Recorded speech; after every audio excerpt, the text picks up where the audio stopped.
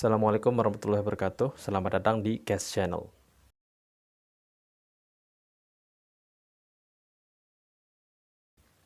Sekitar 1273 tahun yang lalu, Islam pada saat itu sedang mengalami masa kejayaan, di mana masa kejayaan ini ditandai dengan berkuasanya daulah atau kekhalifahan Abbasiyah yang berlokasi saat ini di Irak. Ibu kotanya di masa lalu itu berpindah-pindah, namun masa puncak kejayaannya terjadi ketika ibu kotanya dipindahkan ke Baghdad pada saat itu. Jika kita melihat di zaman sekarang ini, Irak itu sendiri adalah negara yang sering terjadi konflik di sana, di mana konflik yang terjadi salah satunya itu antara Sunni dan juga Syiah. Itu yang mengakibatkan negara Irak itu sering dilanda peperangan, sering dilanda perang saudara. Akibatnya, negara-negara Timur Tengah yang lain itu jauh lebih aman dan jika dibandingkan dengan negara Irak itu sendiri. Sebut saja contohnya adalah negara Arab Saudi, Qatar yang kemarin ini sempat mengadakan Piala Dunia. Adapun kekhalifahan Abbasiyah ini berkuasa ataupun berdiri dari tahun 750 sampai dengan 1258 Masehi, di mana masa puncak kejayaannya terjadi ketika dipimpin oleh Khalifah Harun al-Rashid yang dilanjutkan oleh anaknya yang bernama Al-Ma'mun. Pada saat itu ilmu pengetahuan itu sangat berkembang dan sangat maju, di mana pada saat itu lahir ilmuwan-ilmuwan Islam yang sampai saat ini masih sangat terkenal dan populer. Salah satu contoh ilmuwan Islam yaitu Abu Ja'far Muhammad bin Musa al-Khwarizmi, atau lebih dikenal dengan Al-Khwarizmi, di mana beliau ini adalah ilmuwan Islam yang berperan di bidang matematika, di mana beliau terkenal karena menemukan angka 0. Selanjutnya karya beliau yang sangat populer yaitu di mana beliau menemukan konsep aljabar. Konsep ini sekarang masih digunakan oleh para pelajar dan para cendekiawan-cendekiawan yang ada di dunia modern saat ini. Saya dulu juga pernah mempelajari aljabar ini di sekolah. Adapun kata aljabar itu diambil dari buku karya beliau yang berjudul sama, yaitu Aljabar. Nah, di bidang ilmu pengetahuan yang lain, yaitu di bidang kedokteran, Islam juga mengalami peningkatan yang sangat maju, peningkatan yang sangat signifikan, di mana pada saat itu ilmuwan Islam dalam bidang kedokteran yang terkenal itu adalah Ibnu Sina. Mungkin teman-teman pernah mendengar nama Ibnu Sina. Ya, beliau ini adalah salah satu ilmuwan Islam yang memiliki karya-karya yang bahkan sampai saat ini karyanya itu masih dijadikan sebagai pedoman atau acuan dalam ilmu kedokteran modern. Selanjutnya ada ilmuwan Islam yang lain, yaitu Ibnu Hayyan. Beliau ini berperan atau berkontribusi dalam perkembangan ilmu kimia pada saat itu. Nah, selain ilmu-ilmu sains, khususnya pada bidang seni musik pada saat itu berkembang, yaitu qasidah ya. Qasidah yang sering kita dengarkan di masjid-masjid dan di media-media sosial yang ada saat ini, ternyata dulunya itu dikembangkan pada masa kekhalifahan Abbasiyah ini. Lalu, kok bisa ilmu pengetahuan di zaman itu bisa sangat maju? Apa yang menyebabkannya? Ada beberapa alasan yang akan saya jelaskan kenapa kekhalifahan Abbasiyah itu bisa sangat maju. Oke, alasan yang pertama yaitu khalifah yang berkuasa pada saat itu sangat mendukung ilmuwan-ilmuwan Islam yang mau untuk menuntut ilmu dan menciptakan karya-karya dalam bentuk buku dan lain sebagainya.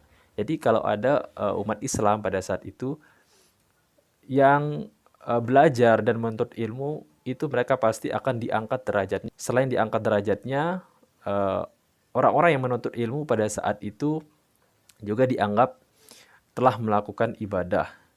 Dan orang itu akan dimuliakan dalam masyarakat. Itulah yang menyebabkan orang-orang berbondong-bondong untuk menuntut ilmu. Kekhalifahan pada saat itu membangun pusat ilmu pengetahuan dan pusat penelitian, sekaligus dijadikan sebagai perpustakaan. Nah, nama bangunan itu adalah Baitul Hikmah. Nah, di dalam Baitul Hikmah ini banyak sekali ilmuwan-ilmuwan Islam yang kemudian berkumpul di sana membahas segala bentuk uh, ilmu pengetahuan, baik itu filsafat, teologi, dan lain sebagainya. Hasil karya-karya yang didapatkan dari kegiatan tersebut kemudian disimpan di perpustakaan atau Baitul Hikmah tersebut. Sehingga banyak sekali ilmuwan Islam yang melahirkan karya-karya yang fenomenal, bahkan sampai di dunia modern ini masih digunakan bukunya. Pembangunan Baitul Hikmah ini berada di pusat ibu kota dari Kekhalifan Abbasiyah, yaitu di Baghdad. Nah, di tengah-tengah kota itu, nah di sanalah di tempatnya dibangun Baitul Hikmah, yang kemudian menarik perhatian orang-orang bukan hanya dari masyarakat Kekhalifan Abbasiyah, akan tetapi menarik minat dari orang-orang Eropa, yang dimana pada saat itu orang-orang Eropa itu masih dalam masa kegelapan. Oleh karena itu, banyak sekali orang-orang Eropa itu yang kemudian berbondong-bondong datang ke Baitul Hikmah untuk menuntut ilmu di sana. Kemudian alasan yang kedua yaitu berhubungan dengan sejarah didirikannya Kekhalifan Abbasiyah ini, di mana Kekhalifan ini dibentuk menggantikan kekhalifahan sebelumnya yang pernah berkuasa, yaitu Kekhalifahan Umayyah. Adapun tujuan utama sebenarnya, tujuan utama dibentuknya Kekhalifahan Abbasiyah ini yaitu untuk mendukung dan juga memberikan hak-hak yang setara bagi umat Islam non-Arab pada saat itu. Sehingga kekhalifahan ini mempunyai pendukung yang sangat banyak yang berada di luar Arab. Contohnya, ada yang dari Persia, Turki, ada yang dari Irak, bahkan ada yang dari bangsa Romawi juga ada saat itu. Sehingga masyarakat Kekhalifan Abbasiyah itu sangat beragam pada saat itu, terdiri dari berbagai macam suku bangsa. Bahkan tidak hanya Islam pada saat itu, akan tetapi ada yang dari agama Kristen, Yahudi, bahkan ada dari agama yang sudah lama ada pada saat itu, yaitu contohnya adalah agama Zoroisme di dalam kepercayaan orang-orang Persia. Bahkan agama Majusi juga berada di bawah Kekhalifahan Abbasiyah pada saat itu. Sehingga masyarakat Kekhalifahan Abbasiyah pada saat itu sangat toleran sekali, karena mereka sudah terbiasa hidup berdampingan dengan masyarakat yang memiliki agama yang berbeda. Nah, karena masyarakatnya berasal dari berbagai macam suku bangsa, bangsa-bangsa ini kemudian memberikan pengaruh dalam bidang politik terhadap kebijakan-kebijakan kekhalifahan pada saat itu. Contohnya dalam segi administrasi, dipengaruhi administrasinya, sistem administrasinya itu oleh kerajaan Sasanian yang sekarang berlokasi di Iran atau Persia pada saat itu. Kekhalifahan Abbasiyah mengadopsi sistem administrasinya yang disempurnakan dari sistem administrasi dinasti Bizantium pada saat itu, yang bahasanya itu kemudian diubah menjadi bahasa Arab. Disempurnakan sedemikian rupa dan disesuaikan dengan kebudayaan Islam pada saat itu. Terjadi alkulturasi budaya antara masyarakat Islam Arab dan masyarakat Islam non-Arab, yaitu yang dari Persia, Turki maupun dari Irak itu sendiri. Kekhalifahan pada saat itu menugaskan ataupun membuat sebuah kebijakan, yaitu penggalangan buku secara besar-besaran, di mana jika ada salah seorang dari rakyat Kekhalifahan Abbasiyah yang mampu menciptakan sebuah karya, mampu menerjemahkan buku asing, maka khalifat pada saat itu akan memberikan reward. Reward yang diberikan itu adalah emas seberat buku yang dia terjemahkan itu. Itu merupakan bukti keseriusan dari kekhalifahan untuk benar-benar mengembangkan ilmu pengetahuan pada saat itu.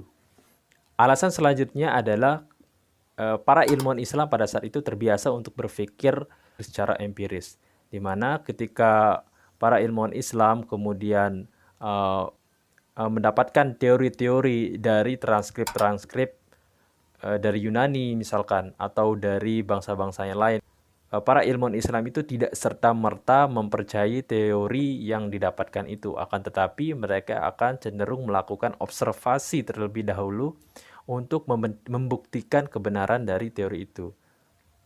Sehingga itu yang melahirkan penemuan-penemuan atau penyempurnaan dari teori-teori yang sudah ada sebelumnya. Sehingga itu bisa bermanfaat untuk menyelesaikan masalahan dalam kehidupan sehari-hari. Contohnya dalam bidang kedokteran. Banyak sekali teori-teori ataupun buku-buku tentang kedokteran yang berasal dari Yunani. Akan tetapi, saking mengedepankan metode berpikir dengan logika dan secara empiris, lahir kelompok-kelompok masyarakat yang terlalu mengedepankan logikanya. Dan banyak sekali bermunculan sekte-sekte yang kemudian sekte-sekte ini meninggalkan ajaran agama Islam yang luhur dan kemudian mengubahnya dengan logika-logika mereka. Akan tetapi sekte-sekte semacam itu kemudian bisa diberantas oleh Kekhalifahan Abbasiyah pada saat itu. Sehingga hal-hal semacam ini itu tidak bisa menghancurkan Kekhalifahan Abbasiyah itu sendiri. Akan tetapi yang menghancurkan Kekhalifahan Abbasiyah itu sendiri justru yang berasal dari luar, di mana Kekhalifahan Abbasiyah hancur diakibatkan oleh serangan bangsa Mongol, di mana bangsa Mongol pada saat itu menginvasi ibu kota dari Kekhalifahan Abbasiyah, yaitu di Baghdad, dengan dipimpin oleh Hulagu Khan pada saat itu.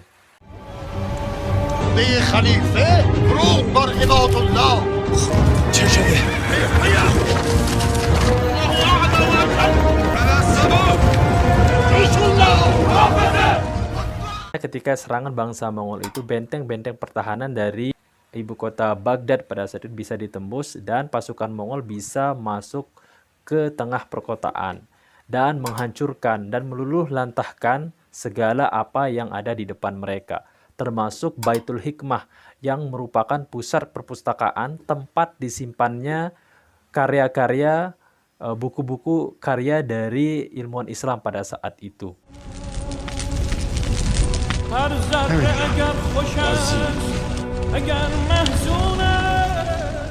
Pada akhirnya itu dibakar dan hanya menyisakan sedikit saja buku yang tersisa dari peristiwa itu.